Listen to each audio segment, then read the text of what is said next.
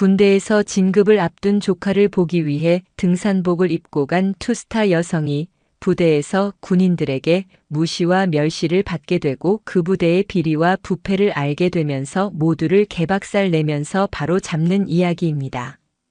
영상 시청 전에 구독과 좋아요 부탁드립니다. 저희에게 큰 힘이 됩니다. 한여름에 뙤약볕이 아스팔트마저 녹일 듯이 내리쬐는 오후 대한민국 최북단에 위치한 백골부대 위병소 앞은 적막감마저 감돌았다.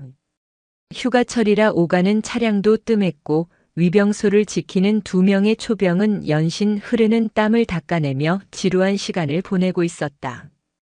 그때 저 멀리서부터 먼지를 일으키며 다가오는 인형이 초병들의 시야에 들어왔다. 처음에는 아지랑이 때문에 흐릿하게 보였지만 점점 가까워질수록 그 형체는 뚜렷해졌다. 낡고 해진 등산복 차림에 머리에는 챙이 넓은 모자를 푹 눌러쓴 중년 여성이었다.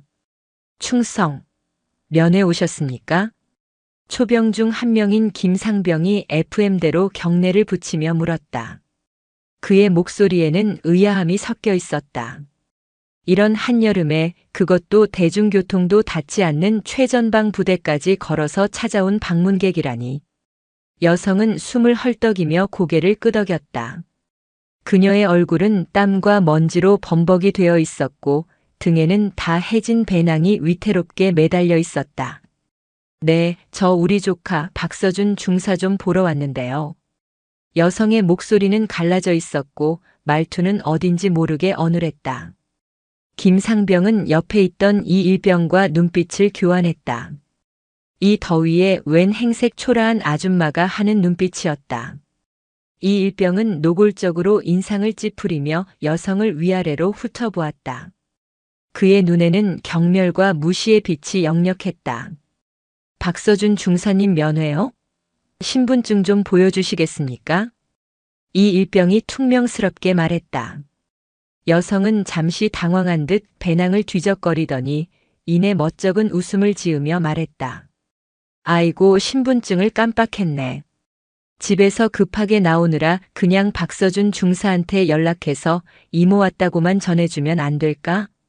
안 됩니다. 규정상 신분증 없이는 부대 출입이 불가능합니다. 이 일병은 단칼에 거절했다. 그의 태도는 더욱 고압적으로 변했다. 마치 귀찮은 벌레를 쫓아내려는 듯한 태도였다.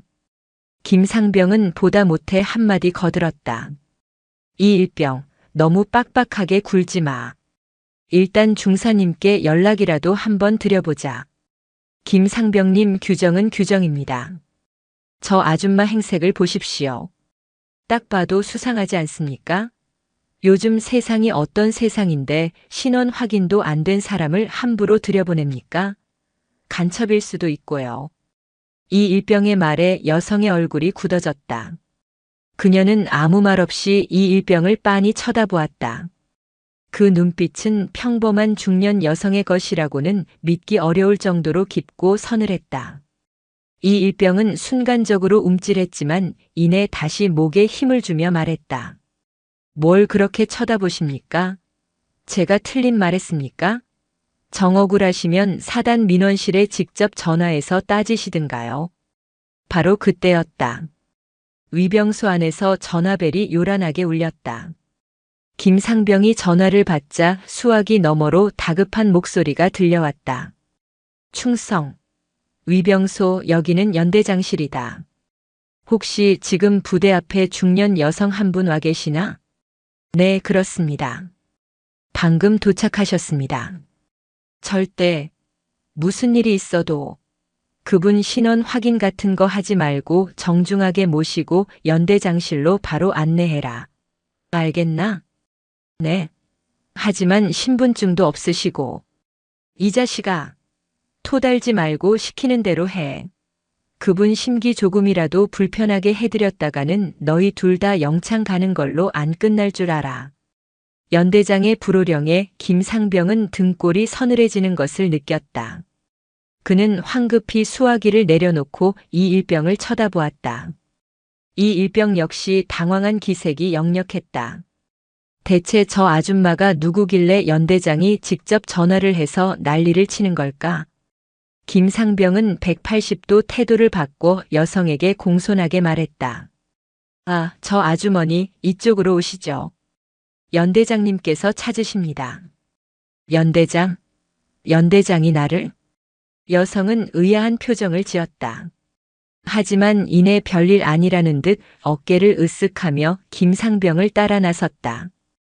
위병소를 지나 부대 안으로 들어서는 여성의 뒷모습을 보며 이일병은 불안한 표정을 감추지 못했다. 그는 방금 전 자신이 뱉었던 무례한 말들을 떠올리며 입술을 깨물었다.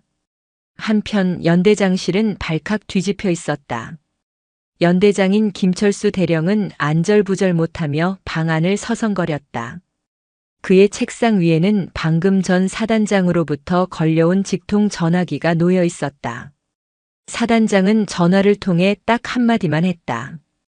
자네 부대에 지금 VVIP께서 방문 중이시네. 내가 누군지는 말 안 해도 알겠지? 알아서 잘 모시게. 김철수 대령은 VVIP라는 말에 등에서 식은땀이 흘렀다. 대체 누구란 말인가? 국방부 장관? 합참의장? 아니면 대통령? 그는 상상할 수 있는 모든 인물을 떠올렸지만 도무지 감을 잡을 수 없었다. 분명한 것은 그 VVIP가 지금 자신의 부대 어딘가에 있다는 사실이었다. 연대장님, 그분이 도착하셨습니다.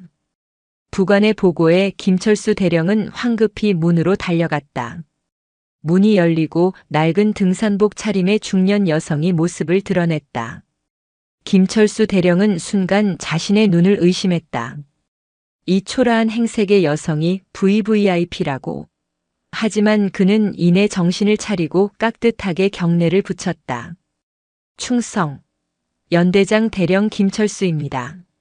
먼 길 오시느라 고생 많으셨습니다. 여성은 김철수 대령을 물끄러미 쳐다보더니 피식 웃으며 말했다. 김 대령, 오랜만이군. 자네, 나 기억하나? 김철수 대령은 고개를 갸웃거렸다. 아무리 기억을 더듬어 봐도 눈앞의 여성을 만난 기억이 없었다. 여성은 그런 김철수 대령의 속마음을 꿰뚫어 보기라도 한 듯씩 웃으며 모자를 벗었다. 그리고 그 순간 김철수 대령의 얼굴은 새하얗게 질려버렸다. 소 소장님, 이지은 소장님. 그녀는 바로 대한민국 육군 최연소 여성 소장이자 백골부대가 속한 3군단의 부군단장인 이지은 소장이었다. 그녀는 평소 엄격하고 철두철미하기로 유명했지만 동시에 병사들을 아끼는 따뜻한 마음을 가진 지휘관으로 존경받고 있었다. 그런 그녀가 왜 이런 누추한 모습으로 그것도 아무런 예고 없이 부대를 찾아온 것일까? 이제야 알아보는군. 김 대령, 자네 부대 위병소 근무 상태가 아주 엉망이더군. 초병 교육 다시 시켜야겠어. 이지은 소장의 나지막한 목소리에 김철수 대령은 허리를 90도로 숙이며 사죄했다. 죄송합니다, 소장님. 당장 시정하겠습니다. 됐네. 그리고 나 오늘 이지은 소장으로 온 거 아니야. 그냥 박서준 중사 이모로 온 거니까 다들 그렇게 알고 있게. 괜히 소문나서 우리 서준이 군 생활 힘들어지는 거 원치 않으니까. 네. 하지만 소장님, 내 말 못 들었나? 이건 명령일세. 이지은 소장의 단호한 말에 김철수 대령은 더 이상 아무 말도 할 수 없었다. 그는 그저 고개를 숙인 채 앞으로 벌어질 일들에 대한 불길한 예감에 휩싸일 뿐이었다. 박서준 중사는 백골부대에서도 손꼽히는 엘리트 군인이었다. 특전사 출신인 그는 뛰어난 전투 능력과 리더십을 겸비하여 부대원들의 두터운 신망을 받고 있었다. 하지만 그에게는 한 가지 약점이 있었으니 바로 빽이 없다는 것이었다. 아버지는 일찍 돌아가셨고 홀어머니 밑에서 어렵게 자란 그는 오직 자신의 실력 하나만으로 지금의 자리에 올랐다. 오늘은 그의 군 생활에 있어 매우 중요한 날이었다. 바로 상사 진급 심사가 있는 날이었기 때문이다. 그는 이번 진급에 사활을 걸고 있었다. 홀로 계신 어머니께 자랑스러운 아들이 되고 싶었고 사랑하는 연인에게도 떳떳한 남자가 되고 싶었다. 박 중사 긴장하지 말고 평소 하던 대로만 하게. 자네 실력이면 충분히 합격하고도 남으니까. 중대장인 이진우 대위가 박서준 중사의 어깨를 두드리며 격려했다. 하지만 그의 표정은 어딘지 모르게 어두웠다. 박서준 중사는 그런 중대장의 표정을 놓치지 않았다. 중대장님 무슨 일 있으십니까? 아니 아무것도 아닐세. 그냥 이번 심사가 좀 공정하지 못할 것 같아서 하는 말이야. 이진우 대위는 말을 흐렸다. 그는 얼마 전 연대장인 김철수 대령으로부터 이번 진급 심사에서 특정 인물을 밀어주라는 압력을 받았다. 그 특정 인물은 바로 국회의원의 아들인 최민준 중사였다. 최민준 중사는 평소 근무 태만과 잦은 비리로 부대 내에서 악명이 높았지만 아버지의 든든한 백 덕분에 번번이 위기를 모면해왔다. 최민준 중사 말입니까? 박서준 중사의 목소리가 낮게 가라앉았다. 그는 이미 부대 내에 파다하게 퍼진 소문을 듣고 있었다. 이번 진급 심사는 최민준 중사를 위한 요식행위에 불과하다는 소문이었다. 알고 있었나 미안하네, 박 중사. 내가 힘이 없어서 자네 같은 인재를 두고도 아무것도 해줄 수가 없어서 정말 미안하네. 이진우 대위는 진심으로 미안해했다. 그는 박서준 중사의 능력을 누구보다 잘 알고 있었기에 이번 일이 더욱 안타깝고 분하게 느껴졌다. 괜찮습니다, 중대장님. 저는 제 실력을 믿습니다. 정정당당하게 심사에 임해서 반드시 제 힘으로 진급하겠습니다. 박서준 중사는 오히려 담담하게 말했다. 그의 눈에는 조금의 흔들림도 없었다. 그는 불의에 굴복하는 대신 정면으로 맞서 싸우기로 결심했다. 잠시 후 진급 심사가 시작되었다. 심사장은 무거운 긴장감에 휩싸여 있었다. 심사위원으로는 연대장인 김철수 대령과 주임원사, 그리고 각 대대장들이 앉아 있었다. 박서준 중사는 차분하게 자신의 군 생활과 앞으로의 포부에 대해 발표했다. 그의 발표는 논리정연했고 목소리에는 자신감이 넘쳤다. 심사위원들 중 일부는 고개를 끄덕이며 그의 발표에 공감하는 듯한 표정을 지었다. 하지만 김철수 대령의 표정은 시종일관 굳어 있었다. 그는 박서준 중사의 발표가 끝나자마자 날카로운 질문을 던졌다. 박 중사, 자네는 특전사 출신이라고 했나? 그런데 왜 굳이 일반 보병부대로 온 거지? 뭔가 다른 의도가 있었던 거 아닌가? 저는 특전사에서 배운 전투 기술과 경험을 일반 보병부대에 전파하여 우리 군의 전투력 향상에 기여하고 싶었습니다. 말은 그럴듯하군. 하지만 내가 보기엔 그냥 편한 군 생활 하려고 온 것 같은데? 특전사는 훈련이 고되니까 말이야. 김철수 대령의 비아냥거림에 박서준 중사는 입술을 깨물었다. 그는 끓어오르는 분노를 억누르며 차분하게 대답했다. 저는 단 한 번도 편한 군 생활을 원한 적이 없습니다. 언제나 조국과 국민을 위해 헌신할 준비가 되어 있습니다. 허허, 애국심 하나는 투철하군. 좋아, 그럼 마지막으로 하나만 더 묻지. 자네, 이번에 새로 도입된 신형 저격 소총에 대해 아는 대로 설명해보게. 김철수 대령의 질문에 심사장이 술렁거렸다. 신형 저격 소총은 아직 일부 특수부대에만 보급된 최신 무기로 일반 보병부대에서는 구경조차 하기 힘든 물건이었다. 박서준 중사 역시 마찬가지였다. 그는 신형 저격 소총에 대해 아는 바가 거의 없었다. 그건 아직 접해볼 기회가 없어서 잘 모르겠습니다. 뭐라고? 특전사 출신이라는 자가 그것도 모르나? 자네 정말 실망이군. 나가보게. 김철수 대령은 박서준 중사를 경멸의 눈빛으로 쳐다보며 손짓했다. 박서준 중사는 굳은 표정으로 심사장을 나섰다. 그의 등 뒤로 최민준 중사가 거들먹거리며 들어서는 것이 보였다. 최민준 중사의 심사는 그야말로 가관이었다. 그는 잔뜩 긴장한 채 준비해온 대본을 더듬더듬 읽어내려갔고 심사위원들의 질문에는 동문서답하기 일쑤였다. 하지만 김철수 대령은 시종일관 흐뭇한 미소를 지으며 그의 발표를 경청했고 심지어는 칭찬까지 아끼지 않았다. 최 중사 아주 훌륭하군. 역시 국회의원 아드님이라 그런지 안보관이 투철해. 자네 같은 인재가 우리 군의 미래를 이끌어가야지. 심사가 끝나고 결과는 모두의 예상대로였다. 최민준 중사가 진급 대상자로 최종 선발된 것이다. 박서준 중사는 묵묵히 결과를 받아들였다. 그는 억울하고 분했지만 어쩔 수 없는 현실의 벽을 느꼈다. 그날 저녁 박서준 중사는 홀로 연병장을 거닐며 착잡한 마음에 담배를 태우고 있었다. 그때 그의 뒤에서 낯익은 목소리가 들려왔다. 서준아. 박서준 중사가 뒤를 돌아보자 그곳에는 그의 이모인 이지은 소장이 서 있었다.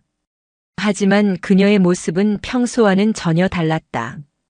낡은 등산복 차림에 얼굴은 땀과 먼지로 얼룩져 있었다. 이모가 어떻게 여기까지? 박서준 중사는 깜짝 놀라 달려갔다.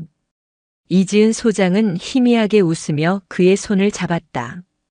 우리 조카 진급 심사라는데 이모가 안아볼 수 있나? 근데 결과가 안 좋게 나왔다면서. 네. 괜찮아요, 이모. 다음에 또 기회가 있겠죠. 박서준 중사는 애써 밝은 척했지만 그의 목소리는 미세하게 떨리고 있었다. 이지은 소장은 그런 조카의 모습에 마음이 아팠다. 그녀는 오늘 하루 종일 조카의 곁을 맴돌며 모든 것을 지켜보고 있었다. 위병소에서의 모욕적인 언사부터 조작된 진급 심사까지. 그녀는 이 부패하고 썩어빠진 부대의 민낯을 똑똑히 목격했다. 서준아, 이모한테 다 말해봐. 오늘 무슨 일이 있었는지. 하나도 빼놓지 말고. 이지은 소장의 따뜻한 위로에 박서준 중사는 결국 참았던 눈물을 터뜨렸다.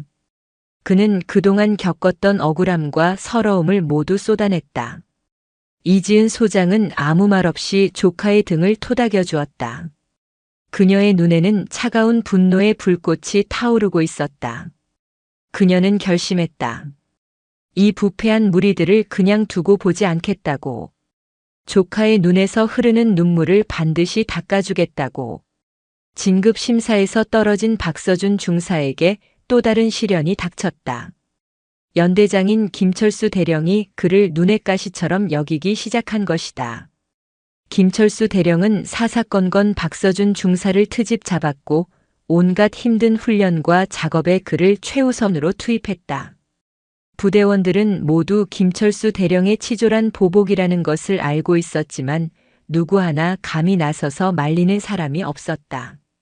그러던 어느 날 부대에 비상이 걸렸다. 북한군이 비무장지대 DMZ에서 도발을 감행했다는 첩보가 입수된 것이다. 즉시 수색대대가 DMZ 작전에 투입되었고 박서준 중사 역시 선발대로 차출되었다.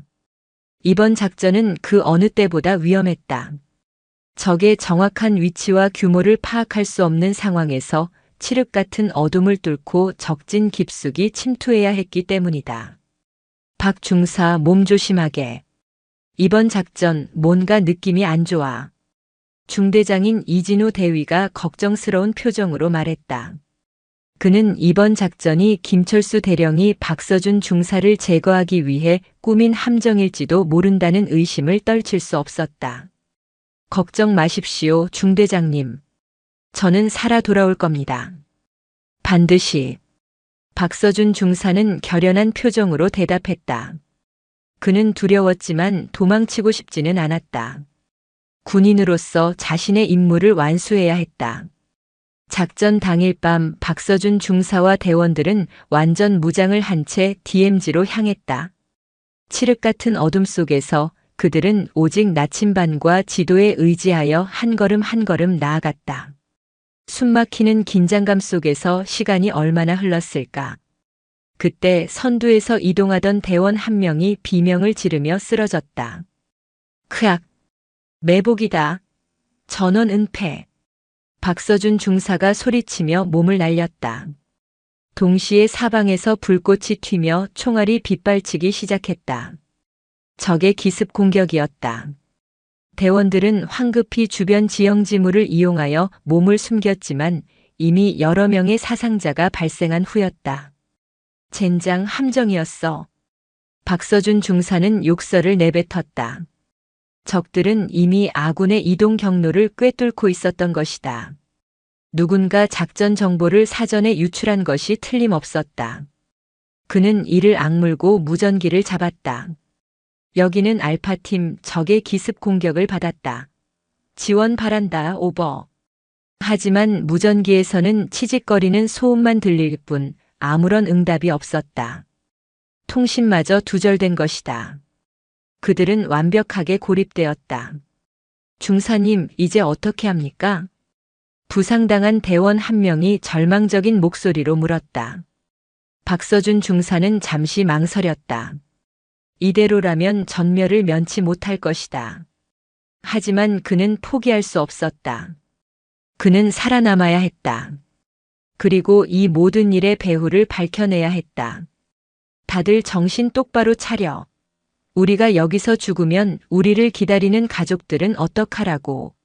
어떻게든 살아서 돌아간다. 알겠나?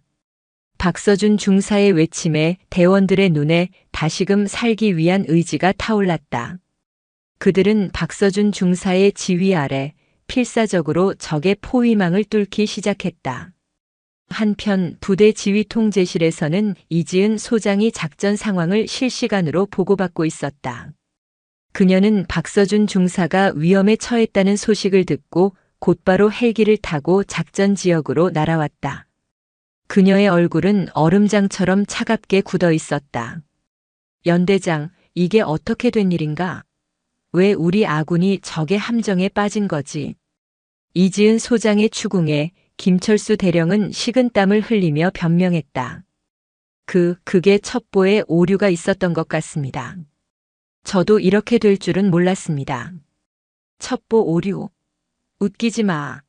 내 놈이 일부러 서준이를 죽음으로 내몬 거 내가 모를 줄 알아? 이지은 소장은 김철수 대령의 멱살을 잡고 소리쳤다. 그녀의 눈에는 살기마저 감돌았다. 김철수 대령은 공포에 질려 벌벌 떨었다. 소장님, 오해십니다. 저는 정말 아무것도 모릅니다. 닥쳐. 내 놈의 더러운 음모는 이미 다 알고 있다. 내 놈이 최민준 중사 애비한테 얼마를 받아 처먹었는지, 그리고 그 대가로 무슨 짓을 했는지. 내가 똑똑히 밝혀줄 테니 각오하는 게 좋을 거야. 이지은 소장은 김철수 대령을 내팽개치고 작전 지휘권을 인수했다. 그녀는 즉시 예비 병력을 투입하여 박서준 중사와 대원들을 구출하라는 명령을 내렸다. 그리고 자신 역시 직접 총을 들고 전장으로 향했다. 그녀는 더 이상 이지은 소장이 아니었다. 그녀는 오직 사랑하는 조카를 구하기 위해 지옥불에라도 뛰어들 준비가 된 한 명의 이모일 뿐이었다. 칠흑 같은 어둠이 비무장지대를 집어삼키고 있었다. 간헐적으로 터지는 조명탄만이 총탄이 빗발치는 아비규환의 현장을 섬광처럼 비췄다. 박서준 중사와 그의 분대원들은 필사적으로 저항하고 있었지만 상황은 절망적이었다. 예상보다 훨씬 많은 수의 적에게 완벽하게 포위된 상태였다. 통신은 두절되었고 실타는 바닥을 보이고 있었다. 부상당한 대원들의 신음소리가 총성 사이로 파고들어 그의 심장을 후벼 팠다. 중사님, 3시 방향. 적 기관총입니다. 한 대원의 다급한 외침과 동시에 흙먼지가 폭포처럼 쏟아지며 박서준 중사가 은폐하고 있던 참호를 강타했다. 귓가에서 삐하는 날카로운 이명이 울리고 순간적으로 시야가 흐려졌다. 그는 간신히 정신을 차리고 고개를 들었다. 저 멀리 어둠 속에서 번뜩이는 적의 기관총 화구가 마치 지옥의 아가리처럼 보였다. 저것을 제압하지 못하면 모두가 죽는다. 내가 처리하겠다. 어모해. 박서준 중사는 마지막 남은 수류탄의 안전핀에 손가락을 걸었다. 이것이 마지막 기회였다. 그가 참호 밖으로 몸을 던지려던 바로 그 순간 등 뒤에서 지축을 울리는 굉음이 터져나왔다. 익숙하면서도 낯선 헬리콥터의 로터 소리였다. 하지만 아군의 지원 요청에 응답이 없었던 터라 적의 공격 헬기일지도 모른다는 공포가 먼저 엄습했다. 전원 대공 사격 준비. 그의 명령이 채 끝나기도 전에 헬기에서 섬광이 터져나왔다. 하지만 그것은 그들을 향한 공격이 아니었다.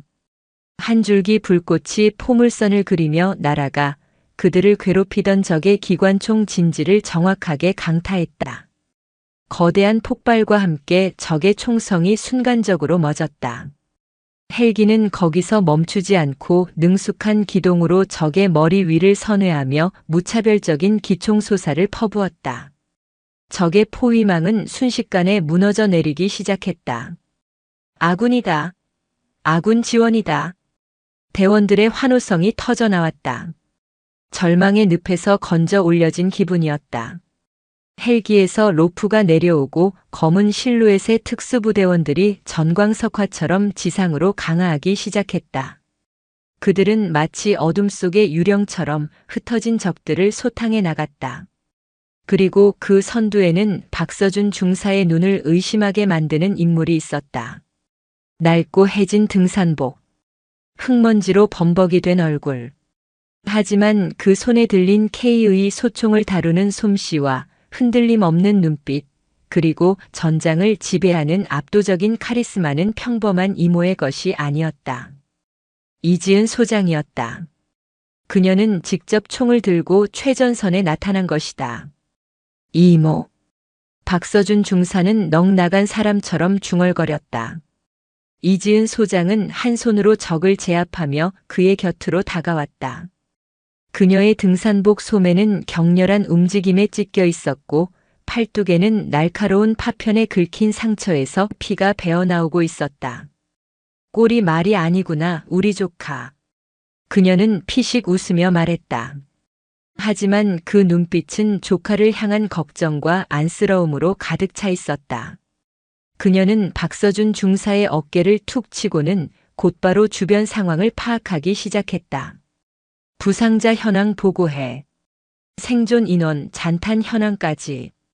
신속하게. 그녀의 목소리는 더 이상 따뜻한 이모의 목소리가 아니었다.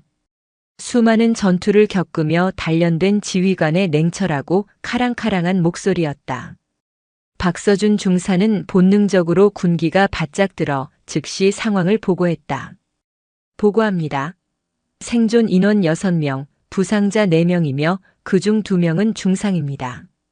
잔탄은 인원당 평균 10발 미만입니다. 알았다. 부상자부터 후방으로 이송한다. 남은 인원은 나를 따르라. 이대로 물러설 순 없지. 우리 애들을 이렇게 만든 놈들 얼굴이라도 보고 가야 하지 않겠나. 이지은 소장의 말에 박서준 중사를 포함한 모든 대원들이 침을 꿀꺽 삼켰다. 지금 이 상황에서 후퇴가 아닌 역습을 감행하겠다는 말인가? 그것도 정체불명의 아줌마의 지휘를 따라서? 하지만 그녀의 눈빛에는 그 어떤 의심도 허용하지 않는 절대적인 확신이 서려 있었다. 그녀가 손짓하자 후속으로 강한 의무병들이 신속하게 부상자들을 헬기로 옮기기 시작했다.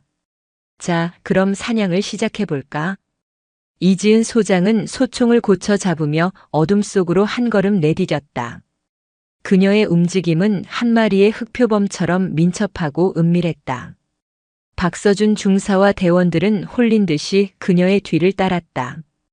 등산복 차림의 지휘관과 방금 전까지 죽음의 공포에 떨던 폐잔병들의 기묘한 조합이었다. 하지만 이상하게도 두려움은 사라지고 없었다. 대신 그 자리를 뜨거운 분노와 복수심이 채우고 있었다. 이지은 소장의 지휘는 신기에 가까웠다. 그녀는 마치 전장의 모든 것을 꿰뚫어 보고 있는 듯 적의 예상 이동 경로와 매복 지점을 정확하게 예측했다. 그녀의 수신호에 따라 대원들은 일사불란하게 움직였고 흩어져 도망치던 적들을 하나씩 소리 없이 제거해 나갔다.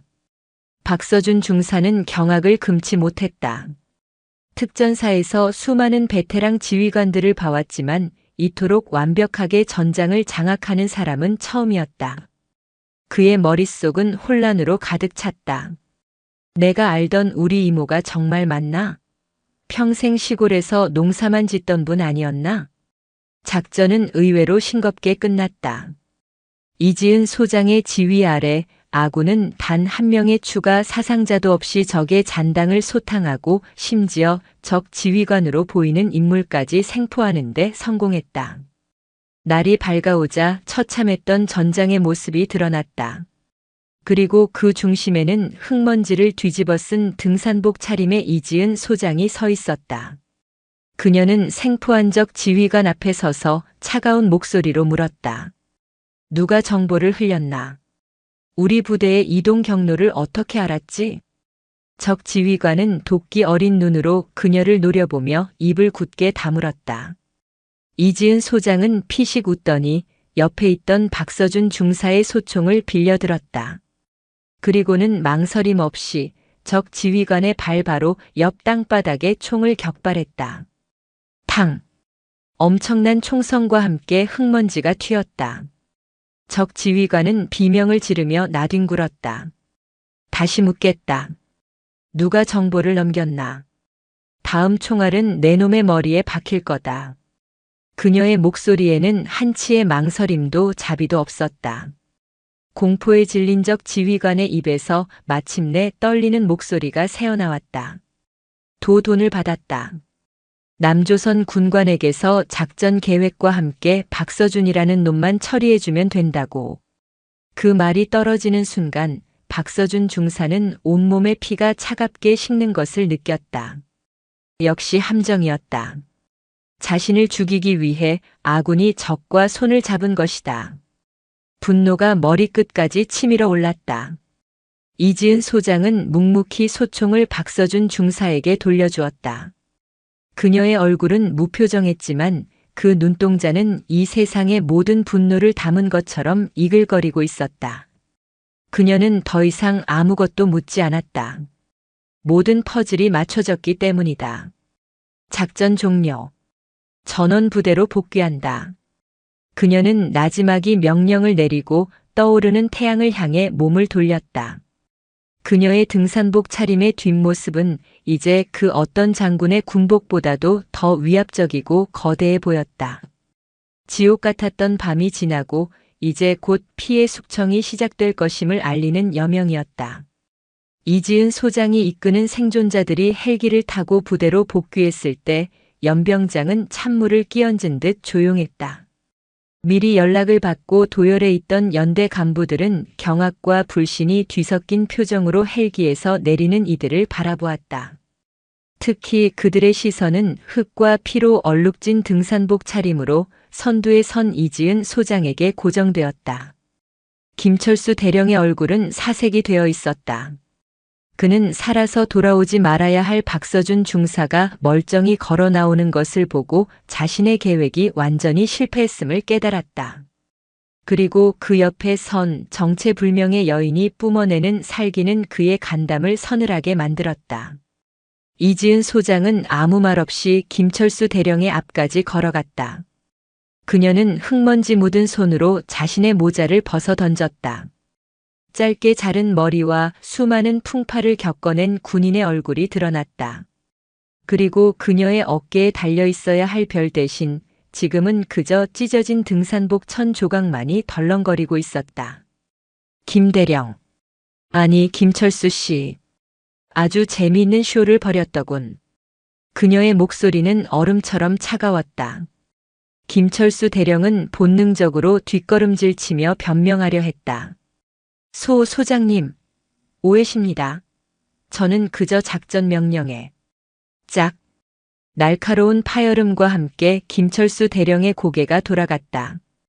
이지은 소장의 손바닥이 그의 뺨을 정확하게 후려친 것이다.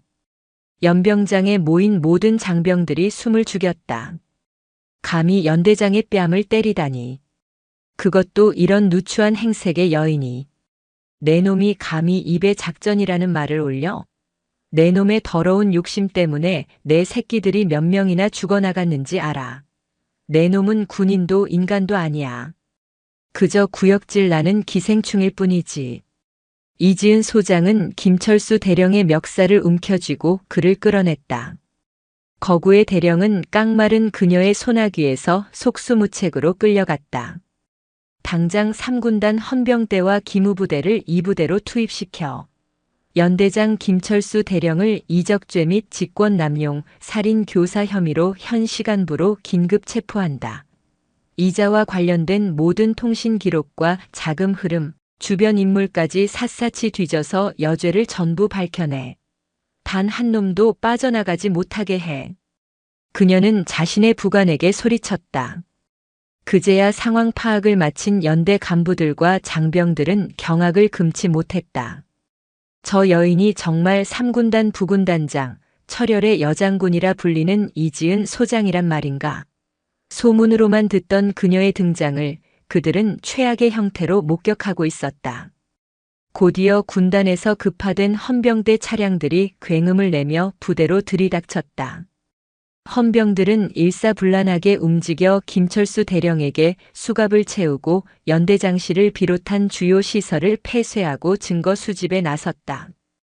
김철수 대령은 끌려가면서도 억울하다, 나는 모르는 일이다라고 발악했지만 그의 외침은 헌병대의 차가운 구둣발 소리에 묻혀버렸다. 이지은 소장의 심판은 여기서 끝나지 않았다. 그녀는 곧바로 진급심사 서류를 가져오게 했다.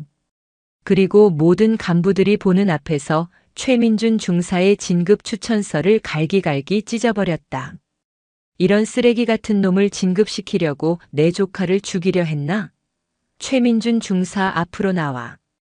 최민준 중사는 사시나무 떨듯 떨며 앞으로 나섰다.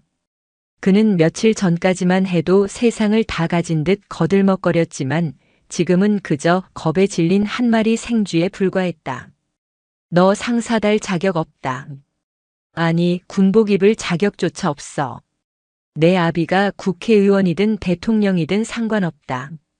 내 놈이 저지른 짓에 대한 대가는 반드시 치르게 될 거다. 바로 그때 이지은 소장의 부관이 다급하게 다가와 휴대전화를 건넸다. 소장님, 청와대 비서실장이라고 합니다. 이지은 소장은 잠시 망설이다가 전화를 받았다. 수화기 너머로 점잖지만 위압적인 목소리가 들려왔다.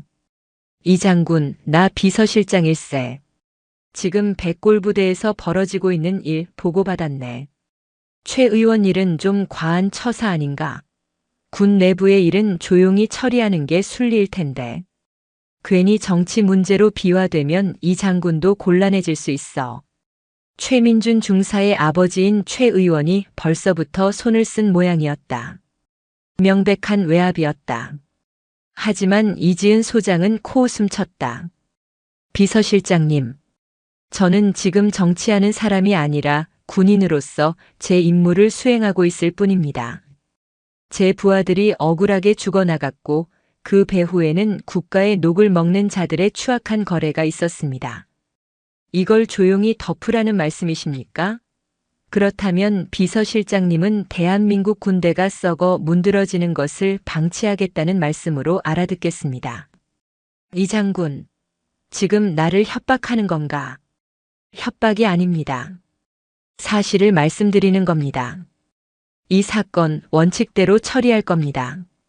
만약 여기에 부당한 압력을 행사하려 하신다면 저는 군복을 벗는 한이 있더라도 이 모든 진실을 언론에 공개하겠습니다.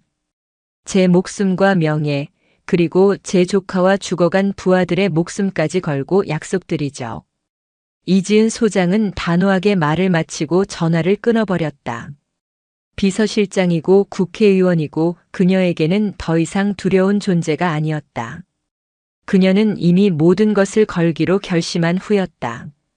그녀는 다시 최민준 중사에게 시선을 돌렸다. 최민준 중사는 이미 얼굴이 하얗게 질려 그 자리에 주저앉아 있었다. 헌병들이 다가와 그에게도 수갑을 채웠다. 연대장과 함께 부대의 암적인 존재였던 그가 끌려나가는 모습을 보며 장병들은 속이 다 후련하다는 표정을 지었다. 이지은 소장은 마지막으로 진급심사에서 부당하게 박서준 중사를 압박했던 주임원사와 다른 심사위원들을 불러 모았다. 당신들은 군인의 명예를 더럽힌 공범자들이다. 스스로 부끄럽지 않은가?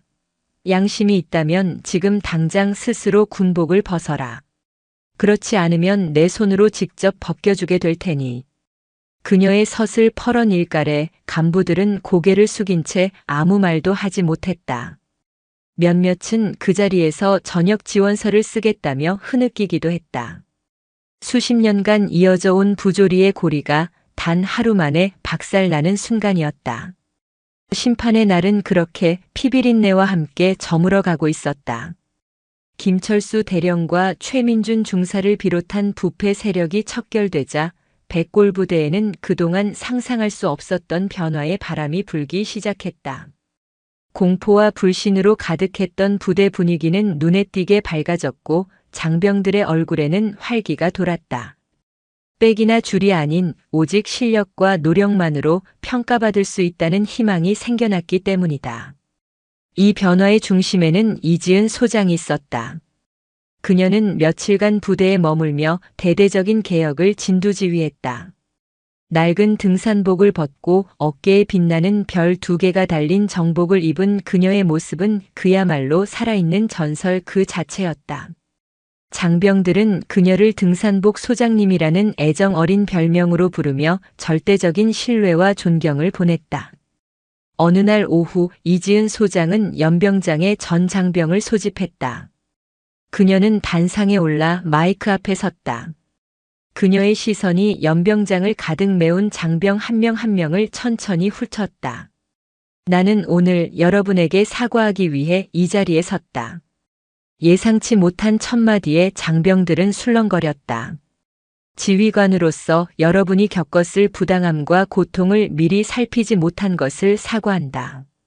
썩어빠진 일부 간부들의 욕심 때문에 여러분이 흘려야 했던 피와 땀 그리고 눈물을 외면했던 것을 사과한다.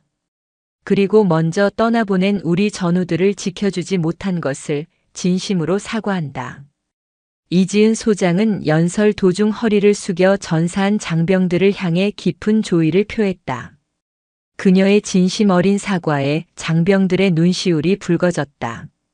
하지만 이제 모든 것이 바뀔 것이다. 이 백골 부대는 아니 우리 대한민국 군대는 다시 태어날 것이다. 더 이상 줄과 빽이 실력을 이기는 일은 없을 것이다. 더 이상 정직한 자가 눈물 흘리는 일은 없을 것이다. 오직 조국을 위한 충성심과 명예 그리고 피땀 흘려 연마한 각자의 실력만이 여러분을 평가하는 유일한 기준이 될 것이다. 내가 내 모든 것을 걸고 여러분에게 약속한다. 그녀의 목소리는 우렁찼고 그 안에 담긴 결의는 연병장을 가득 채우고도 남았다. 연설이 끝나자 우레와 같은 박수와 함성이 터져나왔다. 그것은 새로운 지휘관에 대한 환호이자 앞으로 펼쳐질 새로운 시대에 대한 기대감의 표현이었다. 그날 저녁 이지은 소장은 의무실에 입원 중인 박서준 중사를 찾아갔다. DMZ 작전에서 입은 부상으로 치료를 받던 그는 이모의 방문에 어색하게 경례를 붙였다. 충충성. 소장님. 이지은 소장은 피식 웃으며 그의 어깨를 눌러 침대에 앉혔다. 이놈아, 둘만 있을 땐 그냥 이모라고 부르랬지. 군복만 입으면 딱딱해져서는. 죄송합니다. 아직 적응이 안 돼서요. 이모가 소장님이실 줄은 꿈에도 몰랐습니다. 박서준 중사는 여전히 얼떨떨한 표정이었다. 평생을 소박하고 평범하게 살아온 줄 알았던 이모가 사실은 하늘 같은 별을 단 장군이었다니. 미안하다. 일부러 속인 건 아니었어. 그저 내가 내 후광 없이 스스로의 힘으로 성장하길 바랐을 뿐이다. 그리고 넌 아주 훌륭하게 해냈어. 나는 내가 정말 자랑스럽다, 서준아. 이지은 소장은 따뜻한 손으로 조카의 손을 잡았다. 그제야 박서준 중사는 모든 것을 이해할 수 있었다. 자신을 향한 이모의 깊은 사랑과 믿음을. 그의 눈가에 뜨거운 눈물이 고였다. 이모 고맙습니다. 그리고 죄송해요. 저 때문에 괜히 위험한 일에 휘말리시고. 바보 같은 녀석. 가족끼리 그런 소리 하는 거 아니다. 그나저나 너한테 좋은 소식이 있다. 군단 인사위원회에서 내 진급 재심사를 결정했다. 이번에는 그 어떤 외압도 없을 거야. 내 실력으로 당당하게 상사 계급장 달아라.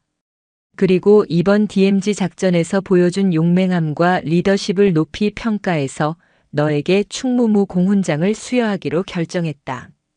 충무무 공훈장.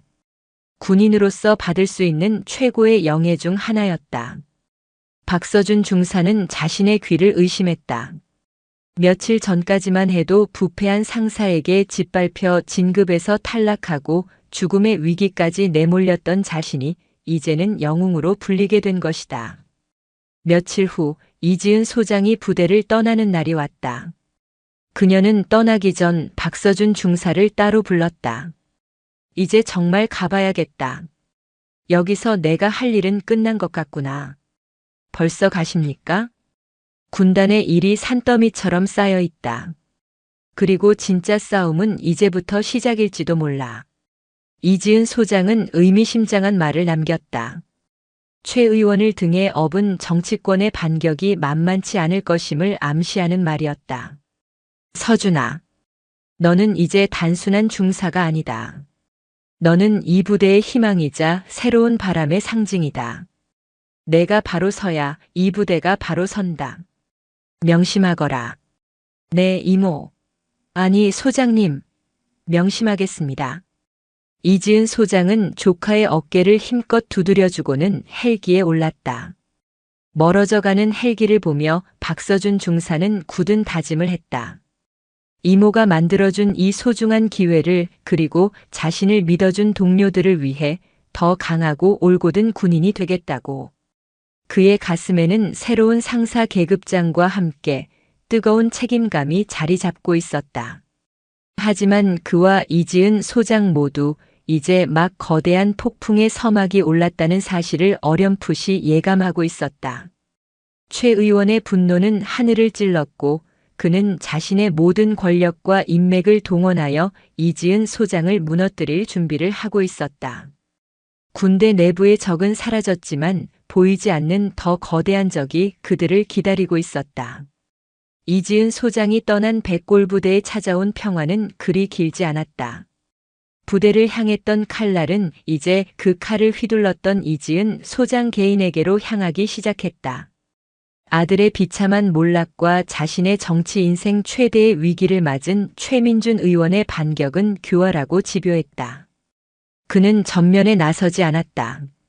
대신 자신이 가진 모든 권력과 인맥을 동원해 거대한 그림자를 움직였다. 시작은 언론이었다. 보수 성향의 한 인터넷 신문에서 과잉 충성인가 월권인가? 이지은 소장의 위험한 지휘, 이대로 괜찮은가? 라는 제목의 기사가 터져 나왔다. 기사의 내용은 교묘하게 사실을 비틀고 있었다. DMZ 작전의 실패 원인을 아군의 정보 유출이 아닌 이지은 소장의 무리한 현장 개입으로 인한 지휘 체계 혼란으로 몰아갔다. 그녀가 김철수 대령을 체포하고 부대를 개혁한 것은 군 내부의 화합을 저해하는 독단적인 행동이자 특정 인물 조카 박서준을 위한 사적 감정이 개입된 편파적 조치로 묘사되었다. 등산복은 소박함의 상징이 아닌 정식 절차를 무시하는 기행의 증거로 둔갑했다. 기사는 삽시간에 퍼져나갔고 최 의원과 결탁한 다른 언론사들이 이를 받았으며 의혹을 증폭시켰다. 댓글 부대가 동원되어 여론을 조작했다. 군기 빠진 여장군, 정치군인, 조카 챙기려고 부대 말아먹은 소장 등 악의적인 댓글들이 이지은 소장의 이름 뒤에 꼬리표처럼 따라붙었다. 영웅담은 한순간에 추문으로 변질되고 있었다. 압박은 군 내부로도 파고들었다. 국회 국방위원회 소속이었던 최 의원은 국방부를 향해 맹공을 퍼부었다. 그는 일개 소장이 군 전체의 지휘 계통을 무시하고 전횡을 휘두르는 동안 국방부는 무엇을 했는가? 라며 국방부 장관을 압박했다. 그는 이지은 소장이 지휘하는 3군단 전체에 대한 특별 감사를 요구했고 정치적 파장을 우려한 국방부는 마지못해 이를 수용했다. 이지은 소장은 순식간에 사면 초가에 몰렸다. 군단장조차 이 장군 잠시 몸을 낮추는 게 어떻겠나. 최 의원 기세가 보통이 아니야. 괜히 맞서 싸우다간 이 장군만 다칠 수 있어. 라며 한 발 물러서는 태도를 보였다. 동료 장성들의 전화도 뜸해졌다. 어제의 동지가 오늘의 방관자가 되는 것은 순식간이었다. 그녀는 군단장실에 홀로 앉아 창밖으로 펼쳐진 부대의 전경을 묵묵히 바라보았다. 거대한 조직 속에서 개인이 얼마나 무력해질 수 있는지 그녀는 뼈저리게 느끼고 있었다. 이 소식은 백골부대에도 전해졌다. 박서준 상사와 부대원들은 TV 뉴스와 신문 기사를 보며 치를 떨었다. 진실은 완전히 왜곡되어 있었다. 목숨을 걸고 자신들을 구해준 영웅이 하루아침에 파렴치한으로 매도당하는 현실을 받아들일 수 없었다. 이게 말이 됩니까? 어떻게 이렇게 거짓말을 할 수 있습니까? 생활관에 모여 뉴스를 보던 한 병사가 분통을 터뜨렸다. 그는 DMZ 작전에서 박서준 상사와 함께 살아 돌아온 생존자였다. 최 의원이라는 작자가 뒤에서 조종하는 게 뻔하지. 자기 아들 감옥 가니까 눈에 뵈는 게 없는 거야. 박서준 상사는 주먹을 꽉 쥔 채 아무 말도 하지 않았다. 자신 때문에 이모가 곤경에 처했다는 죄책감이 그의 어깨를 무겁게 짓눌렀다. 자신이 무력하게 느껴졌다. 일개 상사로서 저 거대한 권력의 폭주 앞에 할 수 있는 일이 아무것도 없었다. 그는 밤늦게 이모에게 전화를 걸었다. 이모 괜찮으세요? 수화기 너머로 들려오는 이모의 목소리는 의외로 차분했다. 괜찮아. 이 정도 각오도 안 하고 시작한 일 아니다. 그나저나 너는 괜찮으냐? 너한테도 압박이 들어올 텐데. 저는 괜찮습니다. 하지만 저 때문에. 내 탓 아니다. 이건 나와 저 썩어빠진 구시대의 싸움이야. 서준아, 너는 내 자리에서 묵묵히 임무를 완수해라. 그게 나를 돕는 길이다. 그리고 절대 흔들리지 마라. 진실은 반드시 밝혀지게 되어 있으니. 이지은 소장은 오히려 조카를 위로했다. 하지만 통화가 끝난 후 박서준 상사는 결심했다. 이모의 말처럼 마냥 기다리고만 있을 수는 없다고. 진실이 스스로 걸어 나와주지 않는다면 직접 진실의 손을 잡고 세상 밖으로 끌어내야 한다고. 그는 어둠 속에서 조용히 움직이기 시작했다. 그날 밤 그는 자신과 함께 지옥에서 살아 돌아온 전우들을 한 명씩 찾아다니기 시작했다. 거대한 그림자의 역습에 맞서 작은 빛들이 모여들기 시작하고 있었다. 세상의 모든 공격이 이지은 소장에게 집중되던 그때 누구도 예상치 못한 곳에서 반격의 불씨가 타오르기 시작했다. 군 장병들이 익명으로 이용하는 온라인 커뮤니티 육군 훈련소 대신 전해드립니다. 페이지에 장문의 글이 하나 올라왔다. 백골부대 DMZ 작전의 진실이라는 제목의 글이었다. 글쓴이는 자신을 그날 작전에서 살아남은 병사라고 소개했다. 그는 낡은 등산복 차림의 아줌마가 어떻게 헬기에서 나타나 자신들을 구했는지, 어떻게 적의 기관총 진지를 단신으로 박살냈는지, 어떻게 부패한 연대장의 함정에서 모두를 구해냈는지를 생생하게 묘사했다. 언론이 기행이라고 폄하했던 등산복은 그에게 구원의 상징이었다. 언론이 월권이라고 비난했던 그녀의 지위는 그에게 생명의 은인이었다. 언론은 이지은 소장님을 파렴치한 정치군인으로 만들고 있습니다. 하지만 저희에게 소장님은 어둠 속에서 손을 내밀어준 유일한 분이셨습니다. 진실을 외면하지 말아 주십시오. 저희가 바로 그 진실의 증인입니다. 글은 폭발적인 반응을 불러일으켰다. 수만 개의 좋아요가 눌리고 수많은 지지 댓글이 달렸다. 파장은 여기서 그치지 않았다.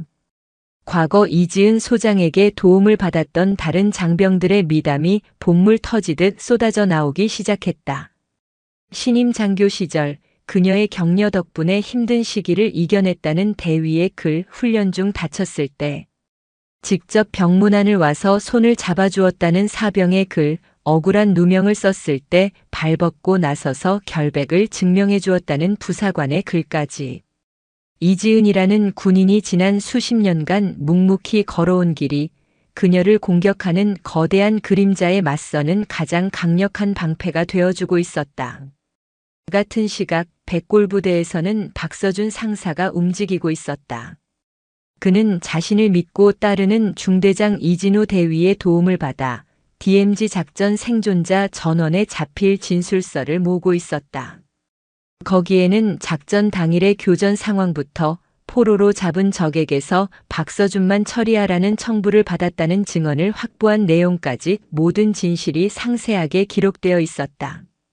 그것은 단순한 진술서가 아니라 목숨을 건 증언이었다. 박 상사, 이거 정말 제출할 건가? 보통 일이 아닐세. 최 의원 측에서 자네를 가만두지 않을 거야. 이진우 대위가 걱정스러운 표정으로 물었다. 상관없습니다. 제가 군복을 벗는 한이 있더라도 소장님의 명예는 제가 지켜드려야 합니다. 중대장님 도와주십시오. 박서준 상사의 결연한 눈빛에 이진우 대위는 고개를 끄덕였다.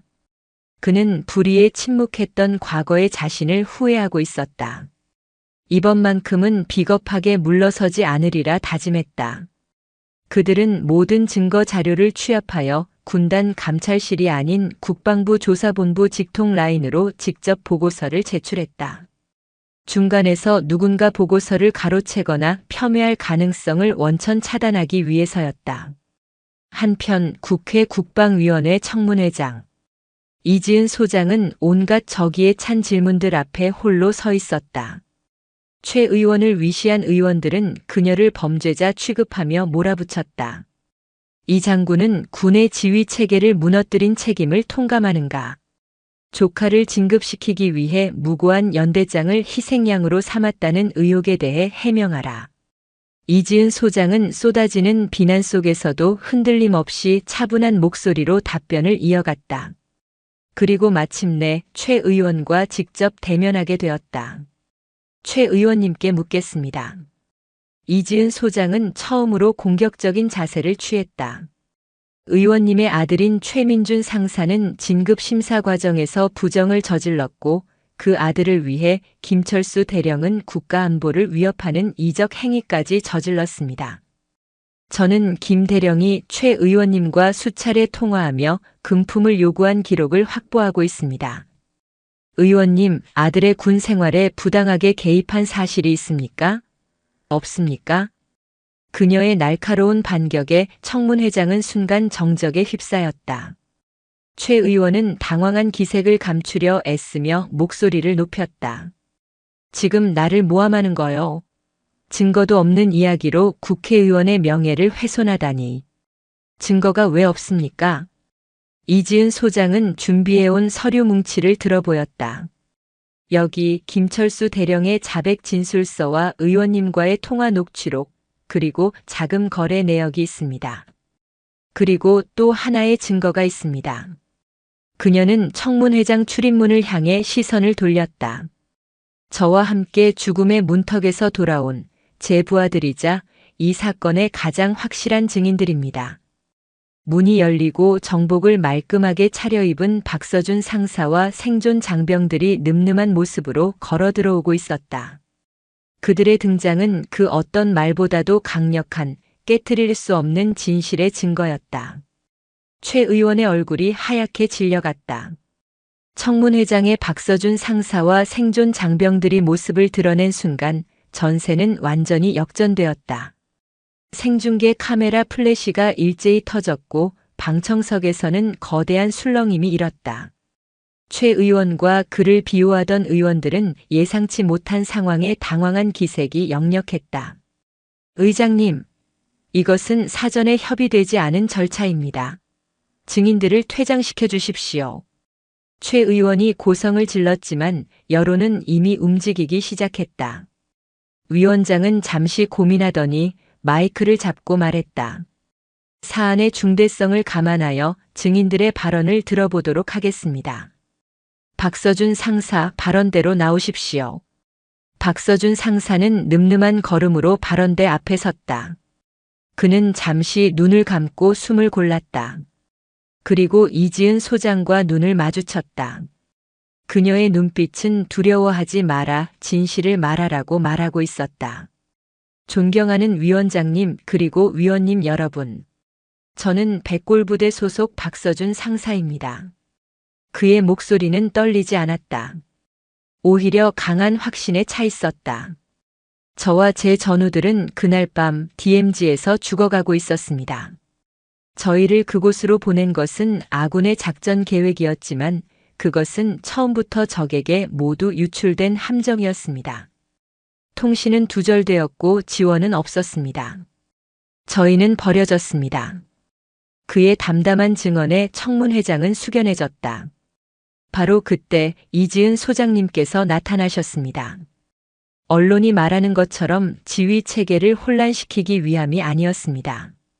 버려진 당신들의 군인, 당신들의 아들을 구하기 위해 직접 총을 들고 지옥으로 뛰어드신 겁니다. 소장님이 아니었다면 저희는 지금 이 자리에 있을 수 없습니다. 저희는 모두 차가운 시신이 되어 돌아왔을 겁니다. 그는 잠시 말을 멈추고 최 의원을 정면으로 응시했다. 최민준 의원님께 묻고 싶습니다. 당신의 아들을 위해, 당신의 더러운 권력을 위해 얼마나 많은 젊은 군인들의 목숨을 하찮게 여기셨습니까? 당신은 국회의원이기 이전에 이 나라의 국민을 지킬 의무가 있는 한 사람으로서 부끄럽지 않으십니까? 박서준 상사의 외침은 청문회장 전체를 울렸다.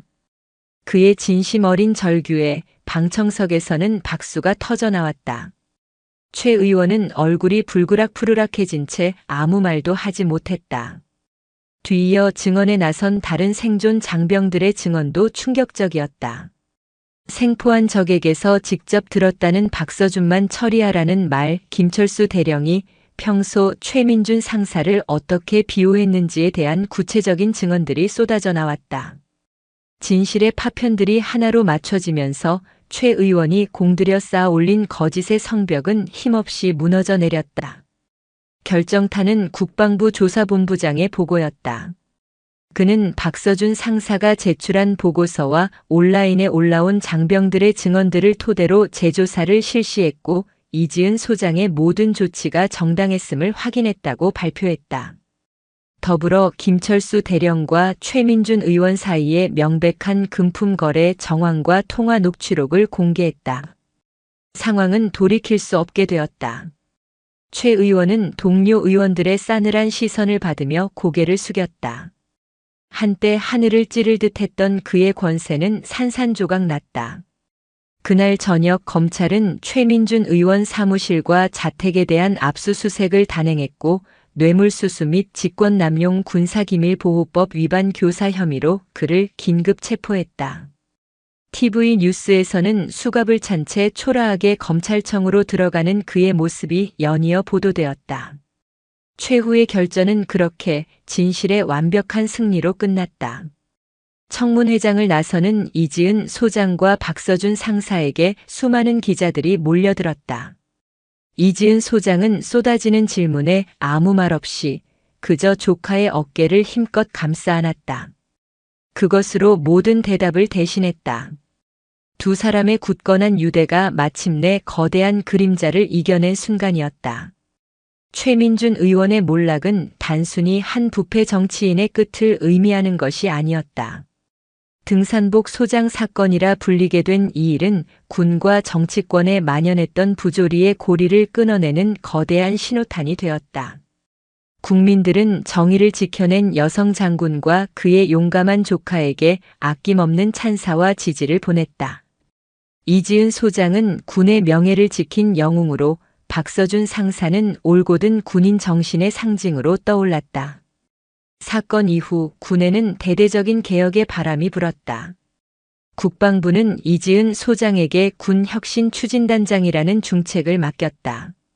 그녀는 자신의 모든 경험과 신념을 쏟아부어 불합리한 진급 제도를 개선하고 부당한 지위 체계를 바로잡았으며 장병들의 인권을 보호하기 위한 실질적인 정책들을 만들어 나갔다. 그녀의 개혁은 때로 기득권 세력의 거센 저항에 부딪혔지만 그녀는 결코 물러서지 않았다. 그녀 뒤에는 수많은 장병들과 국민들의 절대적인 지지가 버티고 있었기 때문이다. 1년 후 대한민국 육군 본부 대연병장. 이지은 소장은 새로운 계급장을 달고 연단에 섰다. 별색 중장 진급이었다.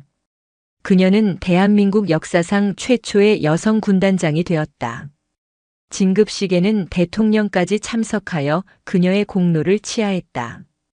이지은 장군은 꺼져가던 정의의 불씨를 되살리고 우리 군의 무너진 신뢰를 다시 세웠습니다. 그녀가 보여준 용기와 헌신은 우리 군이 나아가야 할 이정표가 될 것입니다.